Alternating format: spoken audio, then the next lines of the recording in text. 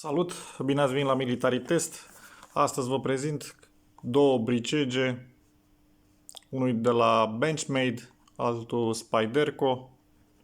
Ambele sunt clone foarte bine realizate. La Spyderco se cunoaște la cutie, lipsesc câteva etichete, practic o etichetă. În rest, foarte bine realizate. Ambele sunt cu plăsele Jade.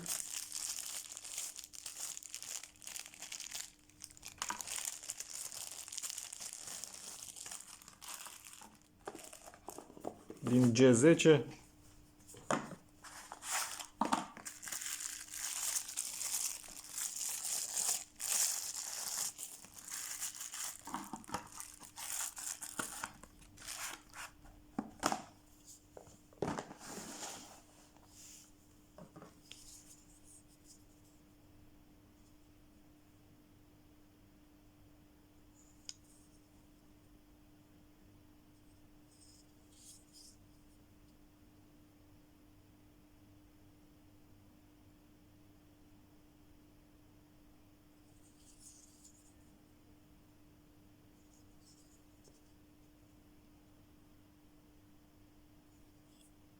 Nu uitați să vă abonați la canalul de YouTube, subscribe.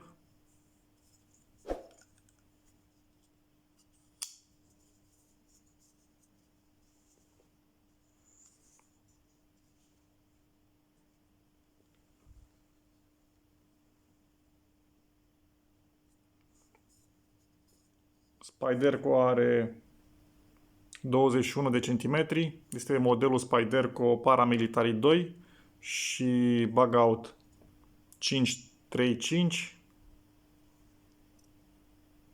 Spyderco are 21 de centimetri lungime, Bugout 20. E diferență și la grosimea lamei. Bugout are 2 mm grosime și Spyderco 3,5 mm grosime.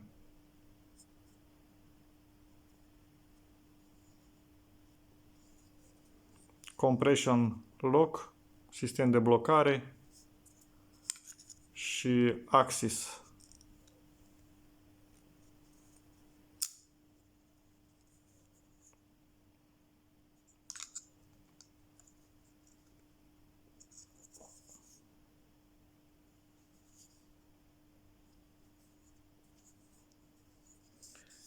Spyderco are greutatea de 114 grame și Bugout 60 de grame.